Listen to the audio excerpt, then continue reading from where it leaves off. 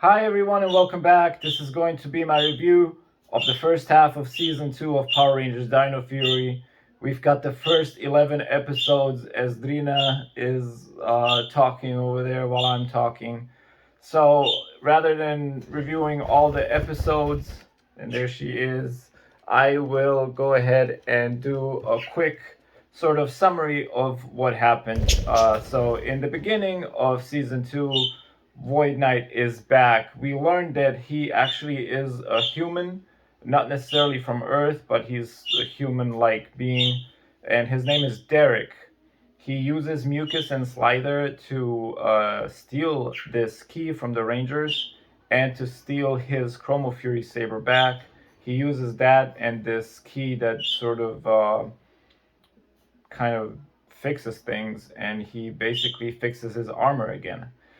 He then finds enough Sporix to power up his machine, and we learn that that girl or woman that he was having in that cryogenics storage, her name is Santaura, and she is his wife, and he does revive her.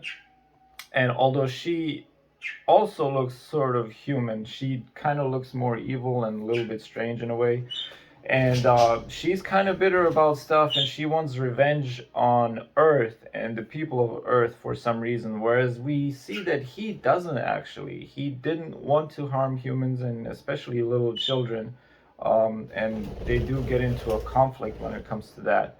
So she actually uses the Sporix power, goes into the machine again, and turns herself into Void Queen.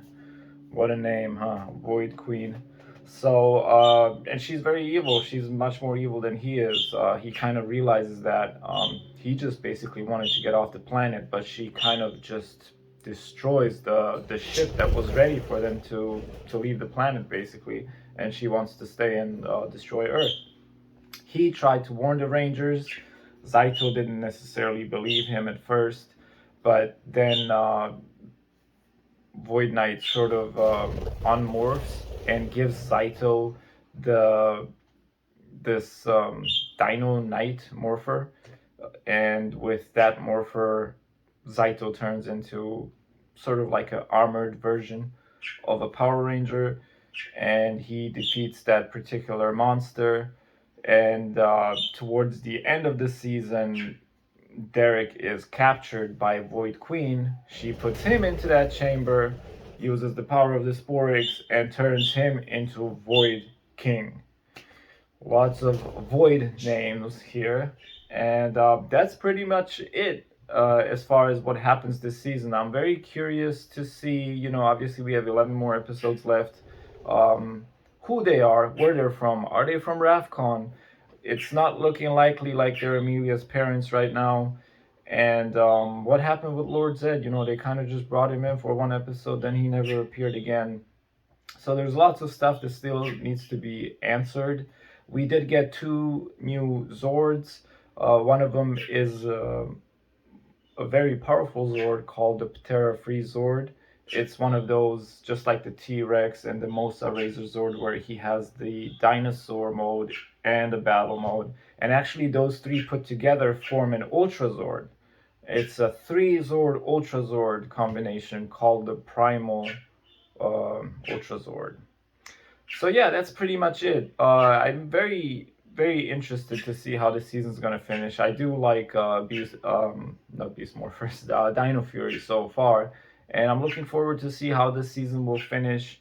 And then we also have word that there will be a 30th season of Power Rangers overall. It should be a shorter season, and it might sort of be a way to wrap up the entire Power Rangers series as a whole before we kind of have a whole new restart with what Hasbro is planning to do. So there's not much more news on that other than the fact that they are looking for a female Asian lead in that final season, which I'm curious to see how that's gonna go. I think that'll be a good choice. And yeah, that would be it.